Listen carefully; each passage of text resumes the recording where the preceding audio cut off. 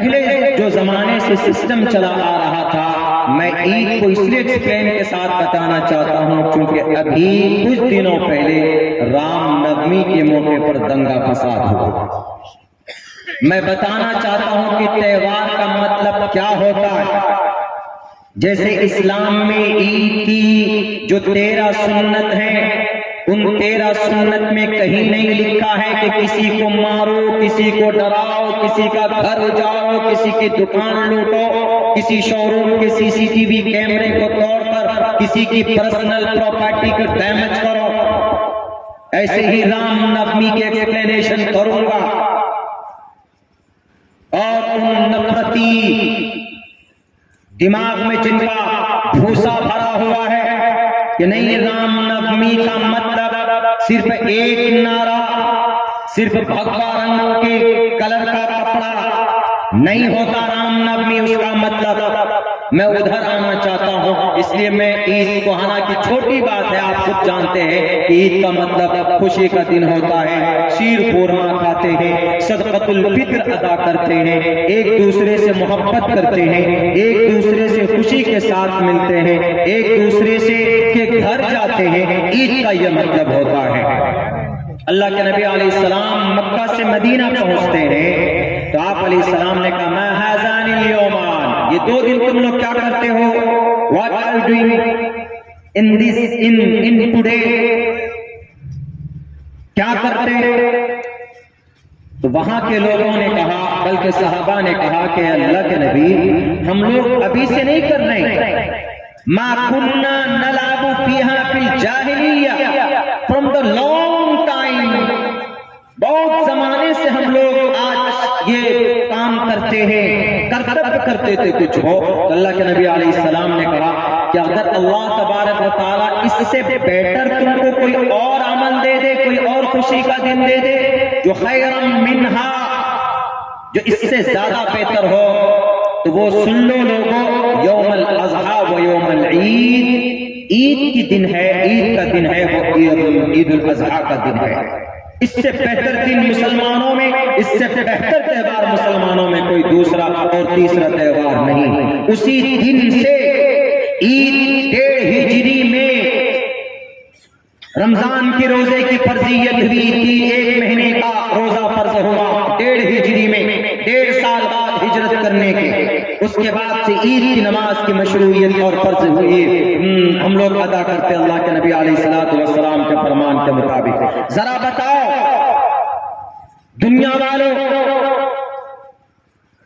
تہوار کا مطلب خوشی منانا ہوتا ہے، تہوار کا مطلب ایک دوسرے کے ساتھ ملنا ملانا ہوتا ہے، تہوار کا مطلب اپنے رشی منی، تہوار کا مطلب اپنے پرماتما کے اپدیش اور آدیش کے مطابق عبادت کرنا ہوتا ہے، تہوار کا مطلب اپنے رشی منی کو خوش کرنا، رشی منی کے طریقے کے مطابق ایشور کو راضی کرنا، اللہ کو راضی کرنا ہوتا ہے۔ اگر کوئی مسلمان نبی کے فرمان کے خلاف عید مناتا ہے، عید کا نہیں جائے گا، اس دن جناب نماز نہیں پڑھے گا، اس دن سر پر کفن باندھ کر ہاتھ میں تلوار لے کر کہے گا کہ خوشی میں ہم نعرہ لگاتے ہیں اللہ اکبر، نعرے تکبیر اللہ اکبر، تو کیا اس کی عید مانی جائے گی؟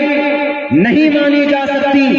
عید میں سنت نئے کپڑے پہنے یا اچھا کپڑا پہنے، خوشبو لگائیں، مسواک کریں اور عیدگاہ جلدی جائیں، میٹھا کھا کے جائیں، ایک راستے سے جائیں دوسرے راستے سے آئیں، تکبیر تشریف پڑھتے ہوئے جائیں، اللہ اکبر لا الہ الا اللہ واللہ اکبر وللہ الحمد، یہ تکبیر تشریف ایک ایک قدم پر اگر کوئی شریعت کے مطابق عید کا جاتا ہے، عید کے دن کو مناتا ہے، تو اللہ تبارک و تعالیٰ اجر عطا فرماتے ہیں، فرشتوں سے کہتے ہیں کہ اے فرشتوں خبر رہنا کل قیامت میں یہ لوگ عید کی نماز پڑھ کر کے آئے، یہ آج عید کا دن ہے، انہوں نے رمضان کے 30 روزے رکھے، میں ان کو اجرت میں، میں ان کو مزدوری میں، کل قیامت میں مغفرت سے ان کو بدلہ دوں گا، تم گواہ رہنا کل قیامت میں وہ انہی کے لیے جو عید کو رمضان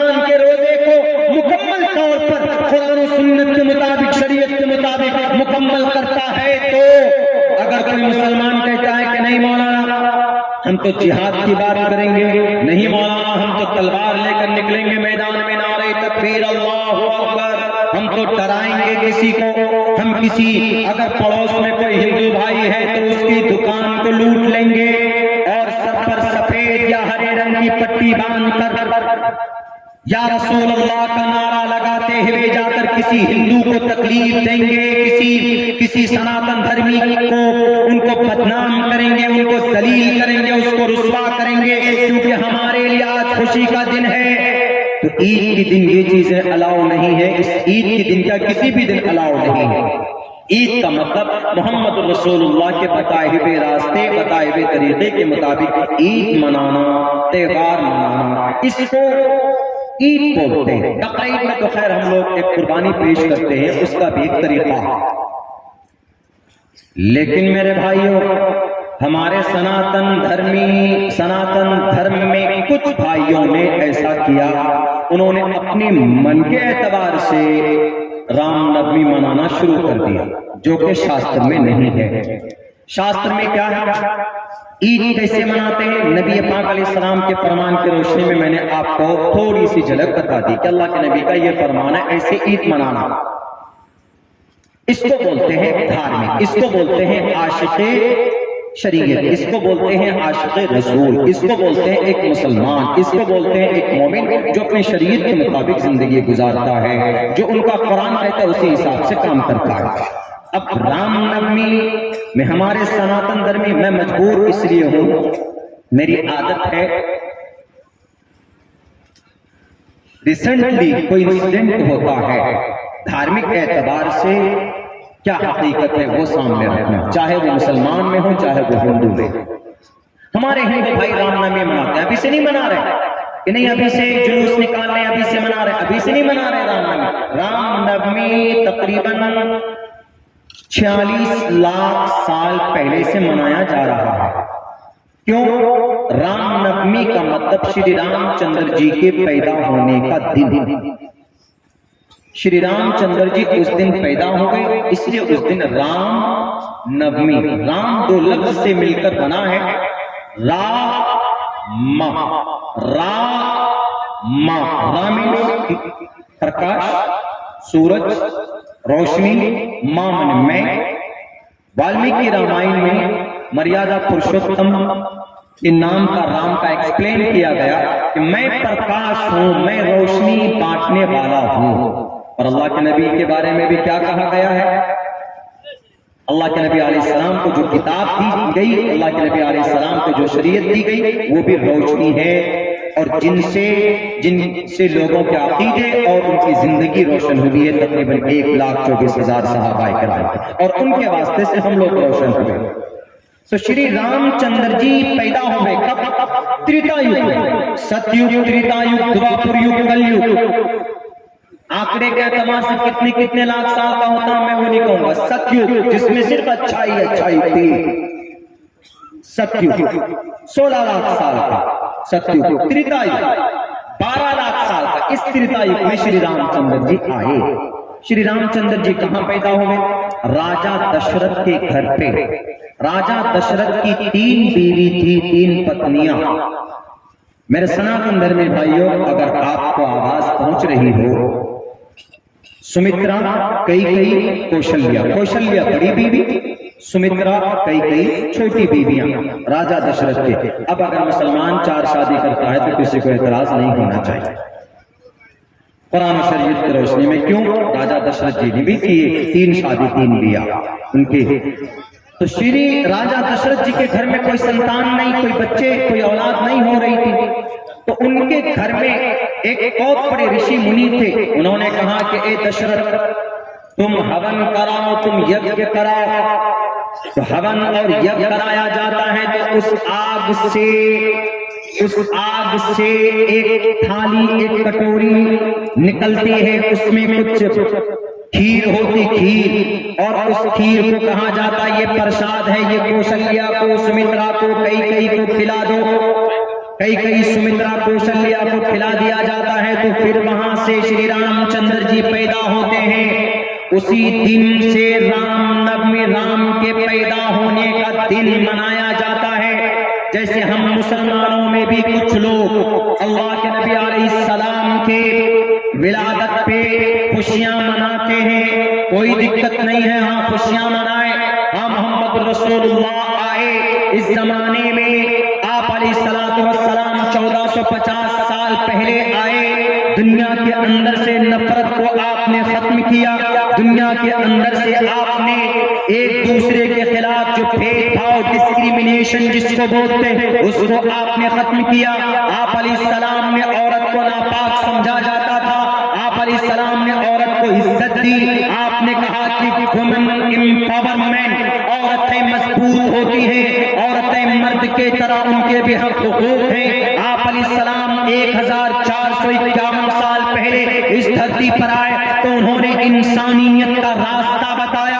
انسان لڑتے تھے، خون بہاتے تھے، نفرت کی بازار کو گرم کرتے تھے، اور جناب صدیوں تک دشمنی چلی آ رہی تھی۔ آپ علیہ السلام آئے، ان کے پیدا ہونے کے دن کو شکل پکشس مادھم ماس جاتے ددرشتو پترم پترو ہستمان شو مادھم ماس، چاند کی 12ویں تاریخ کو 12 ربیع الاول کے دن 12 ربیع الاول کو پیر کے دن صبح just early in the morning محمد رسول اللہ شکل پکشس مادھم ماس میں آئے اس زمین پر۔ ہمیں خوشی ہونا چاہیے، اس میں کوئی شک نہیں، لیکن خوشی کی چکر میں گڑبڑ حرکتیں نہیں کر سکتے، اس کی پرمیشن نہیں ہے۔ علماء کرام آپ کو بتائیں گے بہرے کے محمد رسول اللہ کی پیدائش کے دن کو جیسے ہم لوگ خوش ہوتے ہیں کہ آج اللہ کے نبی آئے تھے، آپ علیہ السلام نے، آپ علیہ السلام کا احسان عظیم ہے اس دھرتی کے اوپر۔ میرے بھائیوں، میں اس لیے کہہ رہا ہوں کہ دنیا والے کہتے ہیں کہ نبی محمد رسول نہیں، محمد رسول اللہ 1450 سال پہلے آئے تھے، انہوں نے ظلم کیا تھا، تشدد کیا تھا۔ میں نے کسی ابھی 1-1.5 مہینہ پہلے ایک تقریر میں یہ بات کہی تھی کہ آج دنیا کی سب سے بڑی عدالت جس کی بنیاد رکھی گئی یونائٹڈ نیشن، جس کو اقوام متحدہ کہا جاتا، اقوام متحدہ کی بنیاد نبی کی زندگی پر رکھی گئی ہے۔